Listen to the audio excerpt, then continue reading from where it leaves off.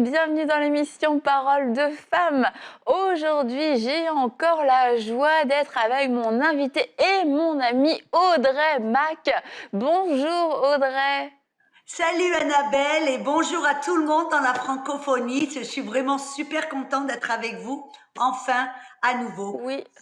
C'est vrai, et ça fait longtemps qu'on ne t'a pas vu sur ce plateau parce que la dernière fois que tu as fait des émissions Parole de Femmes, on était encore toutes les deux et tu avais abordé un sujet, ça me fait rire mais c'était pas drôle en fait, mais le sujet de la persécution et c'était vraiment une très belle série avec toi où tu avais parlé de la persécution moderne entre guillemets et comment nous devions nous préparer dans ces temps particuliers dans lesquels nous étions et puis en fait au vu de tout ce qui s'est passé après par la suite, comment les événements se sont déroulés, j'ai souvent pu repenser à tout ce que tu avais partagé. Alors je vous encourage tous, si vous n'avez pas suivi cette série avec Audrey Mac dans Parole de Femmes sur la persécution, je vous encourage vraiment à l'écouter parce que c'est un message pour ce moment, pour les temps dans lesquels nous vivons et nous devons nous préparer, nous devons être conscients de la situation et être éveillés spirituellement. Alors, je vous recommande vraiment cette série. Mais Audrey, aujourd'hui, cette semaine, nous ne parlons pas de persécution, nous parlons du Saint-Esprit, la personne du Saint-Esprit. Et depuis le début de la semaine, tu nous as expliqué que le Saint-Esprit était Dieu et que le Saint-Esprit était une personne extraordinaire. Et aujourd'hui, on va poursuivre dans la découverte de cette personne du Saint-Esprit. On a parlé rapidement hier, avant-hier, je sais plus. En tout cas, en début de semaine, on a parlé de cette fameuse prière de David qui a dit « Ne me retire pas ton esprit ». Et tu nous as dit en quelques mots, oui, mais c'était dans l'Ancien Testament, dans l'Ancienne Alliance. Et aujourd'hui, nous sommes dans une nouvelle alliance. Et quel est le rôle du Saint-Esprit dans cette nouvelle alliance ? Amen. Tu sais, Annabelle, Paul nous a dit dans Romains 7, verset 6, il dit que nous avons été libérés de la loi.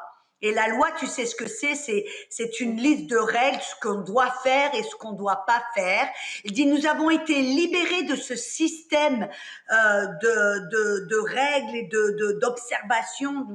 Et il dit, mais nous avons, afin que nous puissions servir Dieu dans un esprit nouveau. Et pour pouvoir servir Dieu dans cet esprit nouveau, on nous a envoyé le Saint-Esprit. On a vu, comme tu l'as même indiqué, que le Saint-Esprit, il n'était pas comme il était sur David, qui était reposé temporairement pour faire une œuvre, mais le Saint-Esprit a choisi de venir demeurer en nous. Maintenant, nous sommes en Christ le temple du Saint-Esprit. Le Saint-Esprit est en nous parce que nous sommes dans cette nouvelle alliance et c'est une alliance de l'Esprit. Et il nous a été envoyé pour nous aider à marcher dans la volonté de Dieu, à connaître Dieu, à marcher avec Dieu, à accomplir la volonté de Dieu, à manifester Dieu dans ce monde. Vous voyez, nous sommes cet épître dans la chair. C'est à nous de pouvoir maintenant marcher dans ce monde comme Jésus marchait dans ce monde qui était rempli de la puissance du Saint-Esprit. Et c'est pour cela que vous et moi, maintenant, nous devons apprendre à marcher dans cette nouvelle alliance avec l'aide du Saint-Esprit. Et quand tu dis c'est une alliance de l'esprit, qu'est-ce que ça veut dire en fait ? Ça veut dire que cette nouvelle alliance, vous voyez, dans l'ancienne alliance, tout était par la loi. Amen. Et quand Dieu voulait parler à l'homme, il parlait au travers des prophètes. Amen. Mais dans cette nouvelle alliance, maintenant, c'est une alliance où nous pouvons communier et parler et marcher avec Dieu un à un. Amen. Et c'est une alliance où le Saint-Esprit maintenant est le joueur clé. Il est celui qui maintenant, comment est-ce que je pourrais dire, qui est le joueur clé de cette nouvelle alliance. Il est au centre de cette nouvelle alliance. Amen. On a vu, même dans une émission précédente, que le Père était l'architecte du plan de la création, l'architecte du plan du salut, et le Saint-Esprit, le Jésus était le vase, où il était le récipient de mais on a vu que le Saint-Esprit était l'exécuteur. Aujourd'hui, le Saint-Esprit, il est au centre de l'alliance. Et c'est lui qui nous a été envoyé pour vivre en nous, pour nous aider à accomplir la volonté de Dieu, à manifester Dieu dans la chair. Mmh. Et comment tu parlais de la loi et la loi, c'est quelque chose qui est, fatigant, qui est difficile, à suivre, à vivre et aujourd'hui, on veut parler du repos, Audrey et ça tombe bien, je pense, parce que beaucoup de gens ont besoin de repos et les chrétiens, quelquefois, ont du mal aussi à trouver ce repos, dans l'esprit parce qu'on est beaucoup dans le faire, on est beaucoup dans le mérite, d'en gagner quelque chose et en ne comprenant pas finalement que cette alliance est une alliance de repos, une alliance aussi de grâce. Et quel est du coup le lien avec le Saint-Esprit dans cette alliance de repos? C'est exactement ça, Annabelle, parce que quand les gens, en fin de compte, qu'est-ce qu'ils essaient de faire? Ils essayent de marcher dans cette alliance en appliquant les méthodes de l'Ancien Testament. Je dois faire ceci, je dois lire ma Bible, je dois faire, je dois pas. Et ils rentrent dans ce même système ou cette façon de penser qui était sous l'Ancien Testament, sous la loi. Mais aujourd'hui, on nous a envoyé le Saint-Esprit pour nous libérer de ce système de loi, du faire et du pas faire, et afin que nous puissions être dans le repos. Parce que tu sais, dans Hébreux chapitre 4, l'auteur du livre aux Hébreux, il dit, il y a une alliance de repos pour le croyant, pour celui qui croit, pour celui qui est dans la foi. Il y a cet endroit, cette alliance de repos. Et comment est-ce qu'on rentre dans le repos? En fait, en se fiant au Saint-Esprit, en écoutant le Saint-Esprit, en suivant le Saint-Esprit. Parce que qu'est-ce que ça veut dire que maintenant le poids et l'obligation n'est plus sur nous, mais est sur le Saint-Esprit. Maintenant, ce que l'on doit faire, ce n'est plus essayer de marcher avec Dieu, essayer de faire, de pas faire, d'observer, de pas. Non, notre seule obligation entre guillemets, c'est d'écouter le Saint-Esprit, et de suivre le Saint-Esprit, parce que tout le poids est sur lui, toute l'emphase est sur lui, c'est toute l'obligation est sur le Saint-Esprit. C'est à lui de nous guider, c'est à lui de nous corriger, c'est à lui de nous aider. Notre seul rôle, c'est d'écouter et de suivre. C'est exactement, vous voyez, et si on vient de voir dans Hébreux 4, il dit que cette nouvelle alliance de repos, si vous regardez, c'est pour celui qui est dans la foi, si vous regardez dans Hébreux 3 et dans Hébreux 4, qu'est-ce que l'auteur nous dit constamment? Aujourd'hui, si vous entendez la voix de Dieu, n'endurcissez pas votre cœur. Aujourd'hui, si vous entendez la voix de Dieu, n'endurcissez pas votre cœur. Qu'est-ce qu'il essaie de nous dire? Que cette alliance de repos, c'est simplement d'être à l'écoute et de suivre. Être à l'écoute et de suivre le Saint-Esprit. Parce que tout le poids repose sur lui. C'est à lui de nous guider, c'est à lui de nous montrer, c'est à lui de nous enseigner, de nous corriger. Notre seul rôle, c'est d'écouter et de suivre. Aujourd'hui, si vous entendez sa voix, suivez-le, écoutez-le, obéissez-le. Notre seule responsabilité, c'est d'écouter, d'entendre et de suivre. C'est tout. C'est là. Du coup, là, j'en arrive à un point, Audrey, c'est deux points même. C'est premièrement, j'ai souvent entendu des gens avoir beaucoup d'appréhension concernant cette communion avec le Saint-Esprit, pensant que c'était pas forcément une bonne chose que de parler au Saint-Esprit, qu'en tant que croyant, on n'était pas censé parler au Saint-Esprit. Et après, peut-être aussi, comment est-ce qu'on peut entendre la voix du Saint-Esprit? Mais déjà, cette première question qui peut être un blocage, en fait, pour se dire, j'aimerais bien, ça me donne envie, tout ce que tu dis, Audrey, mais d'un autre côté, je suis comme pas à l'aise de parler au Saint-Esprit, je suis pas à l'aise d'avoir cette relation, j'ai l'impression que lui fait, mais moi, lui parler, lui me parler, ah, je sais pas. Ben, tu sais, on doit se tourner vers la parole. Qu'est-ce que la parole dit? Parce que c'est vrai que Jésus a dit à maintes reprises que nous devons prier au Père dans le nom de Jésus. Donc ça, il y a bien sûr, notre intimité est avec le Père, mais très souvent, Paul finissait ses lettres en disant que l'amour du Père, la grâce du Fils et la communion ou la communication du Saint-Esprit soient avec vous. On voit même dans 2 Corinthiens 4, 13, ça nous dit que la communication du Saint-Esprit soit avec. Ça, qu'est-ce que ça nous montre? Ça nous montre que nous sommes appelés à communier et à communiquer avec le Saint-Esprit. C'est OK de lui poser des questions. Parce que si le Saint-Esprit, comme on a vu dans l'émission auparavant, il est notre coach, notre paraclétos, voyez, il doit y avoir un échange.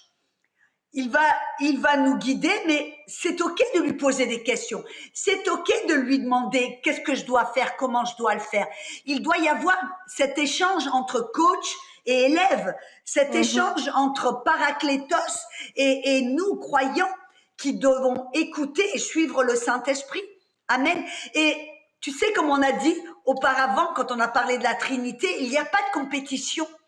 Le Père, il n'est pas fâché et en colère si on parle au Saint-Esprit, ou Jésus, il n'est pas là, il hausse pas les bras en disant « Ah, t'es supposé me glorifier ». Non, il n'y a pas de compétition, il y a simplement une complémentarisation.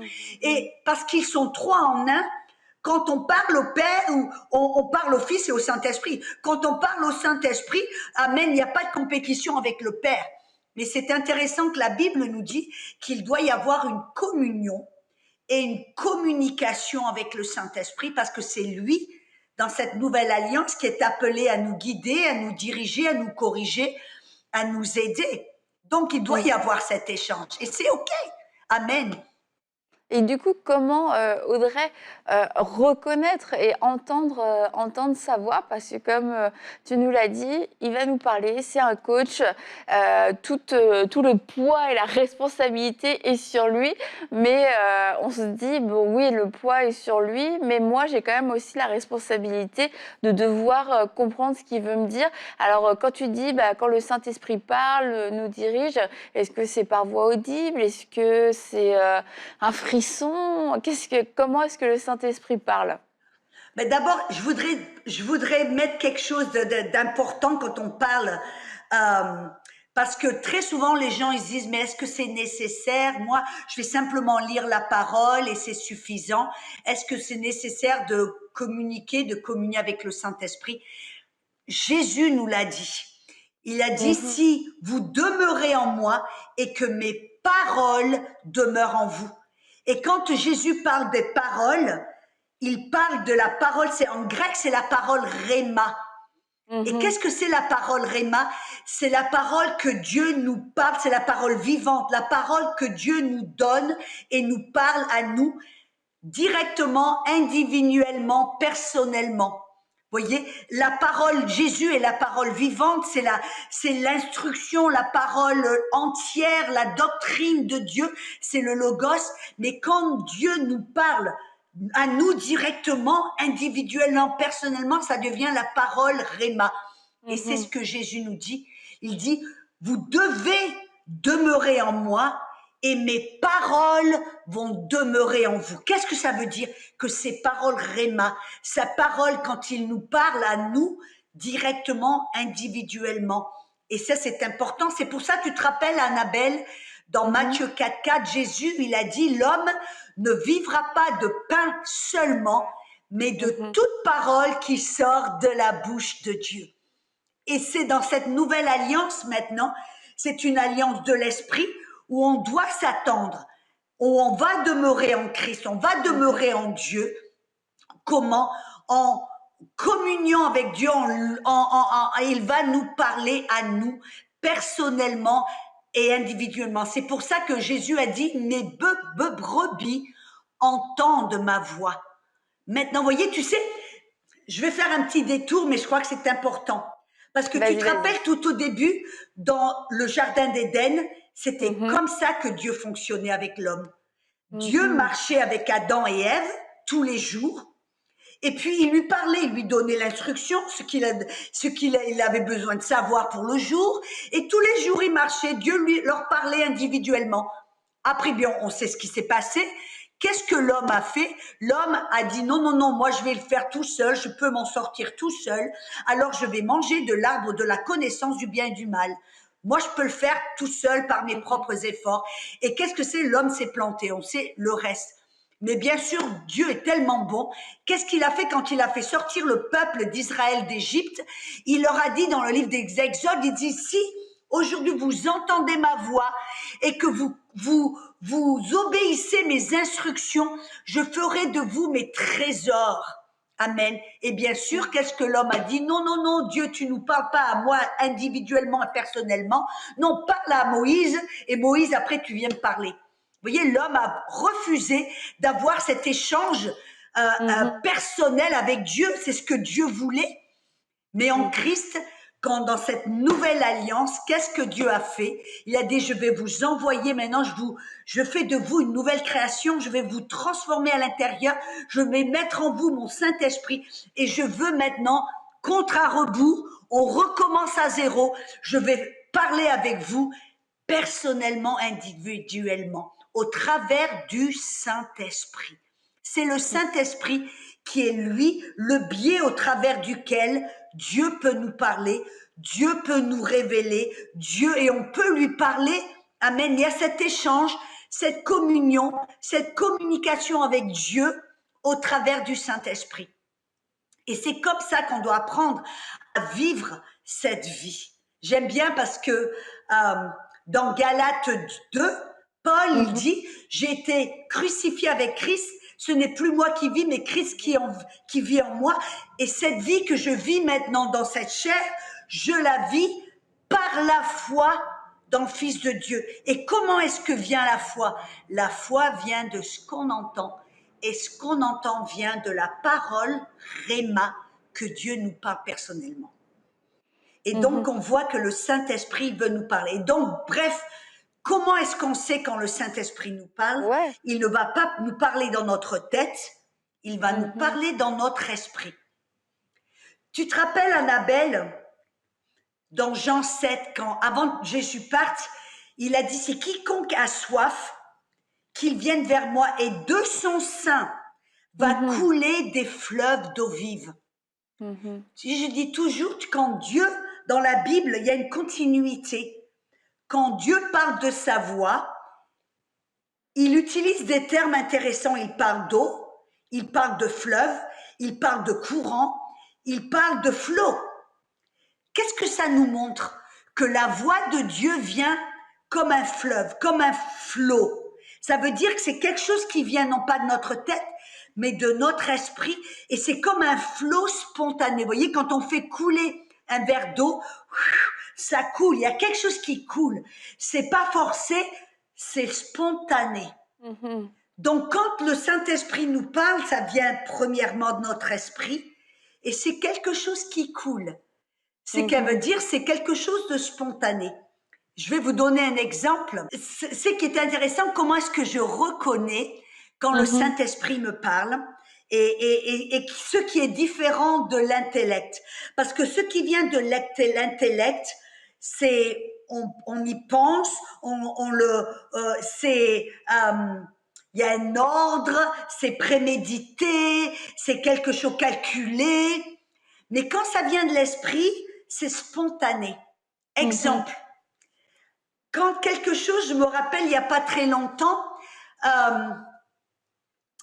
ça c'est quelque chose, il n'y a pas très longtemps, j'étais dans un aéroport et tout d'un coup, j'ai j'ai quelque chose que je fais très calculé. Quand je voyage, je sors de mon avion, je vais directement et à ma prochaine porte d'embarcation. Je m'arrête pas pour aller au WC, je m'arrête pas pour aller faire des courses, pour manger, quoi que ce soit. C'est quelque chose que je fais à chaque fois de façon d'éviter des problèmes quelconques.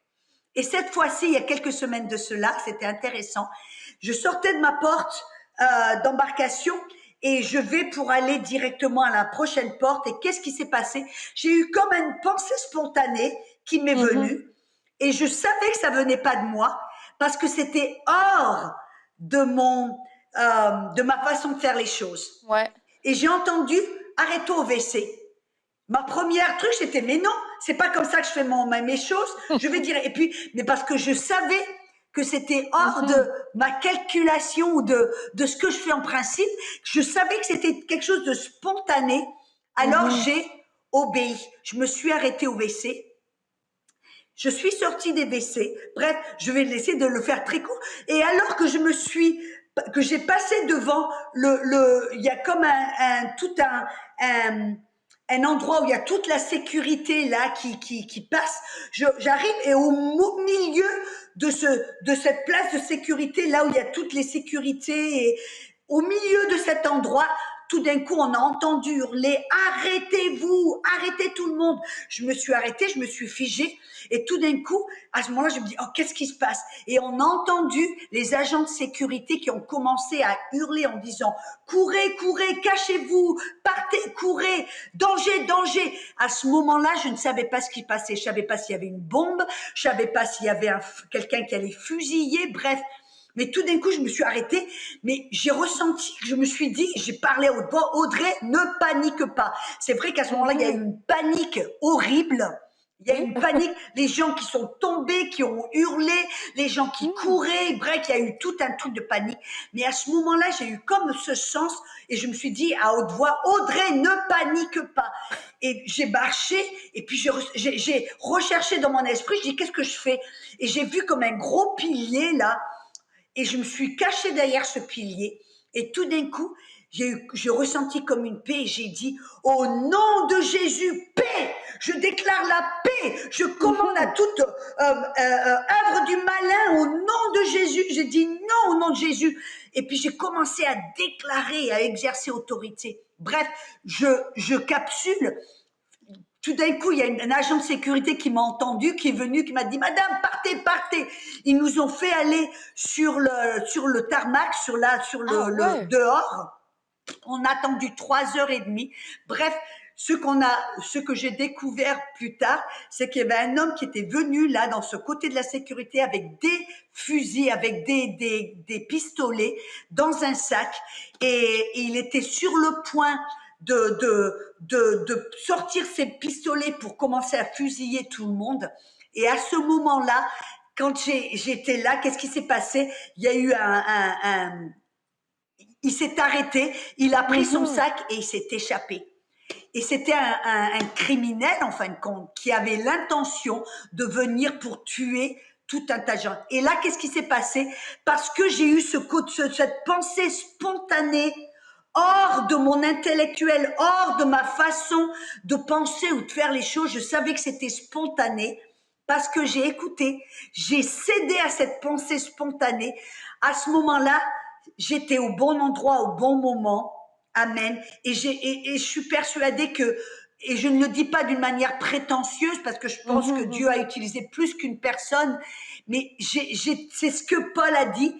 Cette vie que je vis dans la chair, je la vis par la foi qui vient de ce que l'on entend du Fils de Dieu. Ce n'était pas moi qui vivais, ce n'était pas Audrey qui a agi, c'était le Saint-Esprit en moi qui a parlé et qui a agi et a manifesté l'autorité de Dieu à ce moment-là, à cet endroit, au travers de moi. C'est comme cela, je pense, que l'on doit vivre cette vie. Non pas nous qui allons vivre pour Dieu par nos propres efforts, de notre propre façon, non.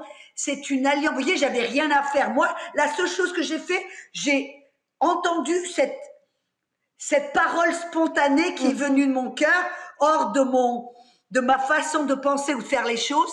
J'ai entendu, j'ai cédé, j'ai obéi. Et qu'est-ce que ça fait que Dieu a pu manifester sa présence, sa lumière et son autorité au travers de moi. Ce n'était pas Audrey à ce moment-là qui a agi, c'était Dieu qui a agi au travers de moi. C'est cette nouvelle alliance de l'esprit que nous sommes appelés de vivre pour manifester Dieu, sa lumière, son autorité, sa présence avec l'aide du Saint-Esprit en nous. Ouais, bah, merci Audrey pour ton témoignage. C'est waouh, parce que souvent on entend parler, le Saint-Esprit nous parle et c'est vrai, c'est pour nous protéger. Et dans cette situation, on pourrait se dire, bah, finalement, ça t'a exposé au danger, mais en fait, non, ça t'a pas exposé dans le sens où le Saint-Esprit était au contrôle. Mais oui, tu as pu faire la différence en prenant autorité, en étant au bon endroit, au bon moment. Et c'est de se dire, encore une fois, c'est pas que question de nous, de moi, C'est de ma ça. petite vie. Dieu a une pensée tellement plus grande et on peut facilement raisonner. Tu aurais pu te dire, bah attends, Tu sais, aller aux Annabelle, toilettes. c'est ce que tu dis, c'est ça, parce que pendant un petit moment, j'étais frustrée un petit peu là. Parce que je me dis, mais Seigneur, là, attends un peu, je suis toujours, en principe, je suis toujours au bon endroit, au bon moment, mais si j'avais pas été au WC, si je n'étais pas allée au WC, ben, j'aurais été de l'autre côté de l'escalateur, j'aurais pas été là en plein milieu et tout ça. Tu vois, j'étais un petit peu frustrée en me disant, mais Mhm, pourquoi, qu'est-ce qui mhm. s'est passé? Et le Saint-Esprit, c'est exactement ce que tu viens de dire, ce qu'il m'a montré. Il m'a dit, Audrey, est-ce que ça t'est venu à l'esprit? Peut-être que c'est pas tout autour de toi et pour toi. C'est pas simplement pour tes bénédictions, ton, toi, c'est pour le royaume de Dieu. C'est pour cela que Mhm. nous vivons. Et le Seigneur m'a montré là, il ne s'agit pas que de toi tout le temps, que tu sois à l'aise, que tu sois confortable, que tu sois béni. Non, nous sommes appelés à être des agents de Dieu, des ambassadeurs de Dieu. Si seulement on peut entendre le Saint-Esprit, céder Mhm. à sa voix, écouter sa voix, lui céder, à marcher avec lui, pour être des agents de paix, des agents de sa puissance, partout où on va, pour amener la lumière dans les ténèbres, pour amener la paix dans la confusion, pour amener de l'ordre là où il y a du désordre, simplement en cédant à la voix du Saint-Esprit. Et vous voyez, là, tout d'un coup, waouh, ça m'a Mhm. réconcilié en me disant, mais parce que j'ai écouté le Saint-Esprit, j'ai suivi le Saint-Esprit, j'étais au bon endroit, au bon moment, et Dieu a été glorifié. Et ça nous montre l'amour du Père, que son cœur, c'était d'épargner la vie des gens. Je suis persuadée qu'il y aurait pas mal de personnes qui auraient été tuées, qui seraient morts. Mhm. Mhm. Mais Dieu est intervenu. Son désir, c'est d'intervenir, d'amener de la vie, de la paix, de l'ordre, là où l'ennemi veut pour tuer, pour détruire et bref. Mhm. Alors, en tout cas, une chose est certaine, le Saint-Esprit veut vous parler et il n'attend juste que vous puissiez ouvrir vos oreilles spirituelles. Alors ne résistez pas.